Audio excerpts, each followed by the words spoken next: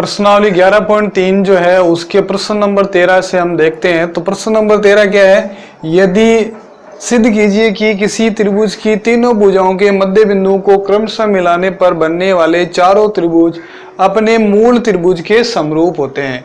यानी अपने पास कोई त्रिभुज है, देखिए A B C, A B और सी, इसकी भुजाओं के मध्य बिंदुओं को, मतलब इसका मध्य बिंदु जैसे ये है, इसको मैंने नाम दे दिया डी, इसको मैंने नाम दे दिया ई और इसको मैंने नाम दे दिया एफ।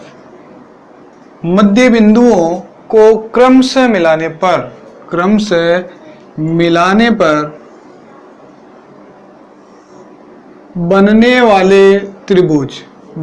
वाले चार त्रिभुज, यानी कि एक त्रिभुज ये, दूसरा त्रिभुज, तीसरा और चौथा, बनने वाले चारों त्रिभुज अपने मूल त्रिभुज यानी ए बी और सी के समरूप है। ये हमें सिद्ध करना है। तो सबसे पहले आप देखिएगा, दिया है त्रिभुज ए बी सी की तीनों भुजाओं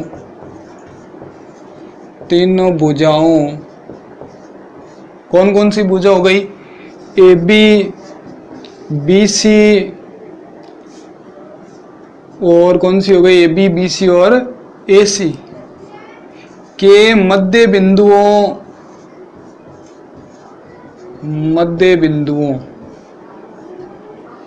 को क्रमशः, मतलब ए बी का मध्य बिंदु अपने क्या आ रहा है, क्रमशः ए बी का मध्य बिंदु एफ, क्रमशः बी सी का मध्य बिंदु डी और इसके ए सी का मध्य बिंदु ई, मिलाने पर बने त्रिभुज A E F B F D,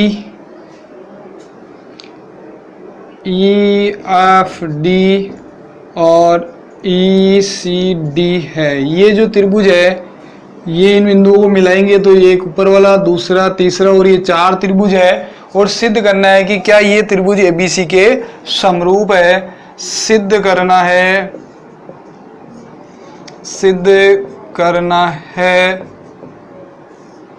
त्रिभुज A E F comma B F D comma E F D comma E C D त्रिभुज ए बी सी के समरूप है। ये हमें सिद्ध करना है, समरूप है। अब हम क्या करते हैं, इसकी लिखते हैं उत्पत्ति। तो उत्पत्ति में देखिए, उत्पत्ति में क्या है, ए बी का मध्य बिंदु क्या है, ए बी का मध्य बिंदु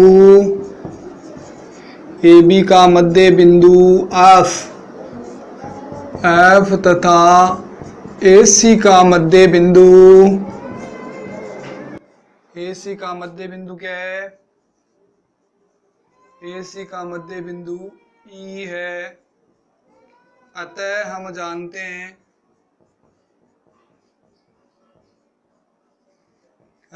जानते हैं कि किसी त्रिभुज की दो भुजाओं के मध्य बिंदु को मिलाने वाला रेखाखंड तीसरी भुजा के समांतर एवं आधा होता है।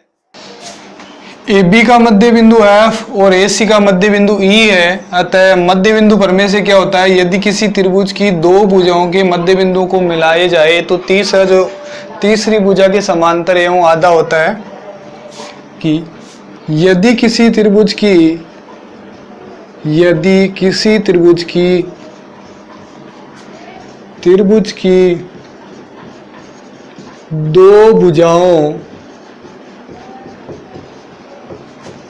दो भुजाओं के मध्य बिंदुओं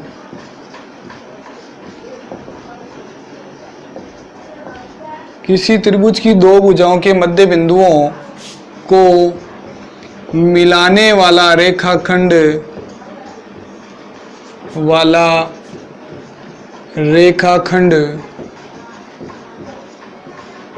तीसरी भुजा के समांतर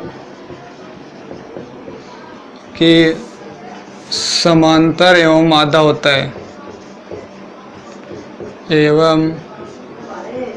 होता है,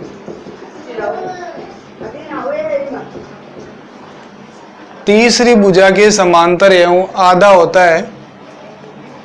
इसका मतलब EF पैरेलल टू BC, अगर EF BC के समांतर है तो ये जो कोण है, ये और ये जो कोण है वो कौन से कोण हो जाएंगे?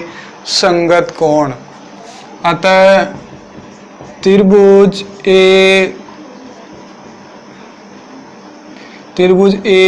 AFE तथा त्रिभुज ABC में, त्रिभुज AFE तथा ABC में कोण A इस छोटे त्रिभुज में भी आ रहा है और कोण A बड़े त्रिभुज में भी आ रहा है।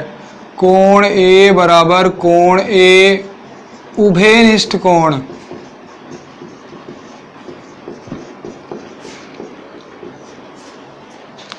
और छोटे वाले त्रिभुज में कोण F बराबर बड़े वाले त्रिभुज में कोण B। कारण क्या हो गया? संगत कोण। अतः कोण समरूपता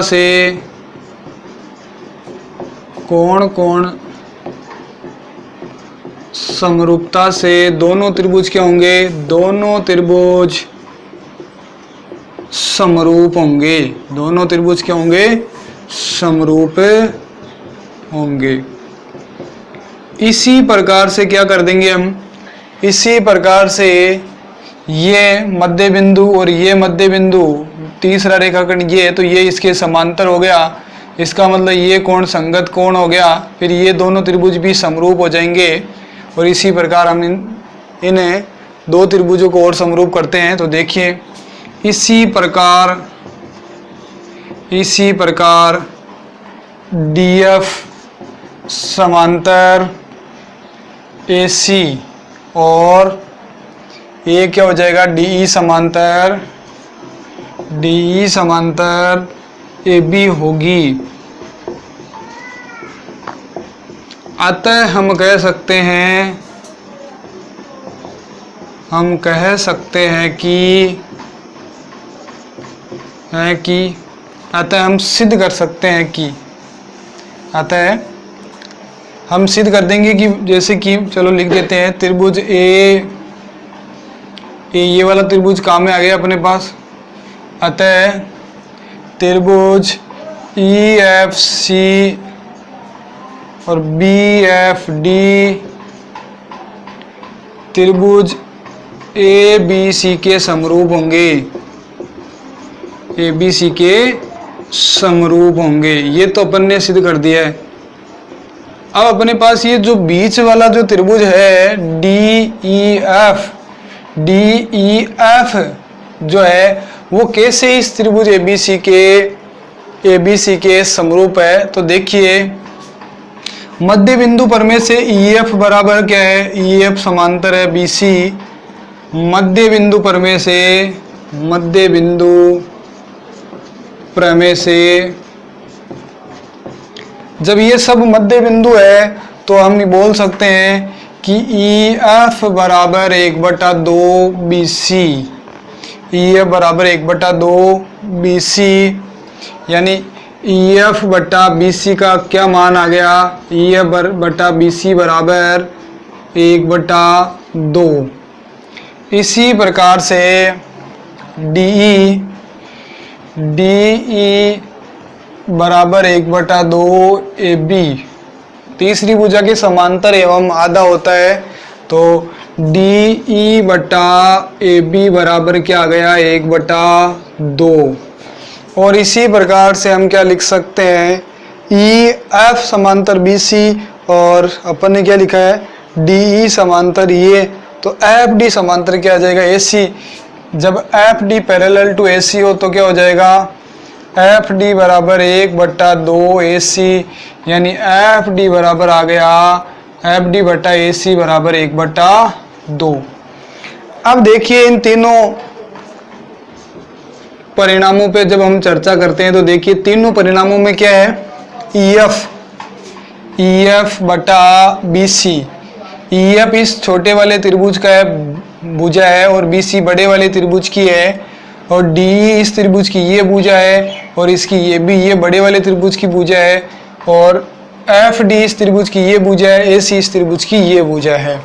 इसका मतलब क्या हुआ, इसका मतलब ये हुआ कि त्रिभुज ABC एवं त्रिभुज एक नहीं है त्रिभुज EFD की संगत भुजाएं क्या है, संगत भुजाएं समानुपाती है, संगत भुजाएं समानुपाती है। अतः त्रिभुज ABC समरूप त्रिभुज EFD होगा इति सिद्धम। यानी हमने क्या किया था, ये जब संगत कोण है तो ये कोण बराबर है, दो ए जो है दोनों में उभयनिष्ठ आ रहा है, तो इस तरह से ये छोटे वाला त्रिभुज बड़े वाले त्रिभुज के समरूप है। इसी प्रकार से हमने इनको संगत कोण सिद्ध किए हैं। और तीसरी भुजा के समांतर, ऐसे ये समांतर है तो संगत कोण और एक कोण उभयनिष्ठ आकर के हम इन तीनों त्रिभुजों को ABC के समरूप सिद्ध कर सकते हैं। और ये जो त्रिभुज है उसमें संगत भुजाएं जो है वो समानुपाती है। अतः जब त्रिभुज की संगत भुजाओं का अनुपात बराबर हो तो वे त्रिभुज परस्पर समरूप त्रिभुज कहलाते हैं। तो हमने यह सिद्ध कर दिया कि त्रिभुज ABC समरूप EFD है, और ये त्रिभुज, ये दोनों त्रिभुज कौन कौन से, AFE और ABC भी क्या हो गए, समरूप हो गए। और ये अपने त्रिभुज है EFC BFD किसके समरूप है, त्रिभुज ABC के समरूप है इति सिद्धम। क्वेश्चन नंबर 14 है, आकृति दर्शाई अनुसार यदि AB perpendicular to BC, DC perpendicular to BC और DE परपेंडिकुलर टू AC हो तो सिद्ध कीजिए कि कौन त्रिभुज CED समरूप त्रिभुज ABC है। तो सबसे पहले AB जो है वो BC पर क्या है, लंब है, यानी ये कोण हो गया 90 डिग्री का। और DC जो है वो किस पे लंब है, वो भी BC पे लंब है, यानी ये कोण हो गया 90 डिग्री का पूरा। और DE परपेंडिकुलर टू AC, यानी ये कोण हो गया 90 डिग्री का। अब क्वेश्चन ये पुटअप कर रहा है कि CED और ABC ये दोनों त्रिभुज परस्पर समरूप है। तो सबसे पहले जैसे मान लीजिए मैंने इसको कोण नंबर 1, इसको कोण 2, इसको कोण 3, इतने से कोण 3 और ये कोण अपने 4 मान लो। ऐसे मैंने इनको कोण नाम दिए हैं। तो सबसे पहले देखिए दिया क्या क्या है कि आकृति में AB perpendicular to BC, AB BC पे लंब है, DC लंब है BC और DE लंब है AC। ये अपने को दे रखा है, सिद्ध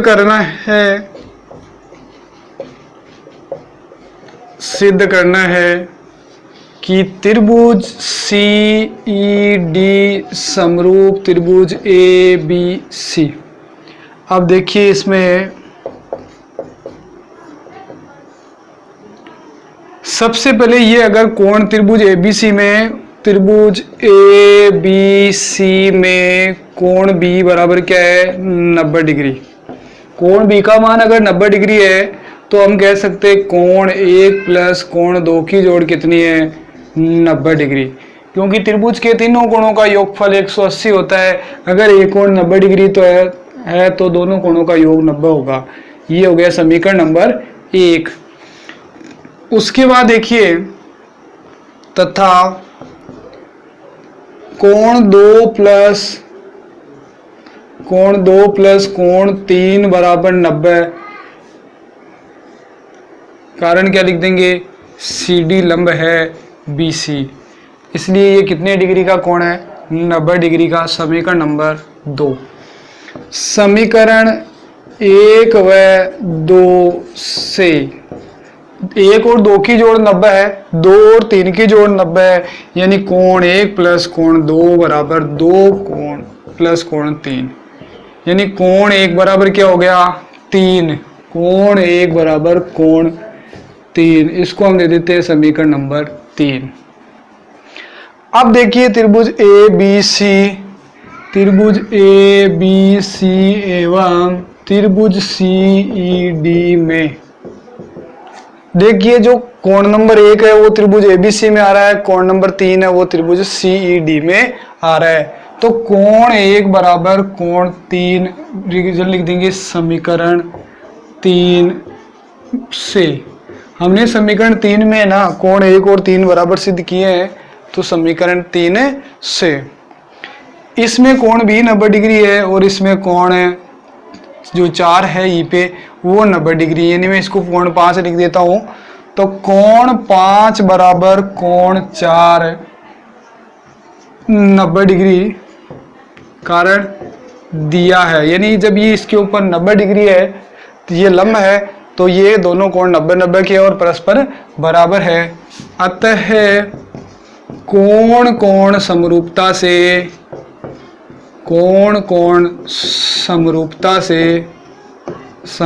से त्रिभुज ABC समरूप त्रिभुज है। कौन सा है? CED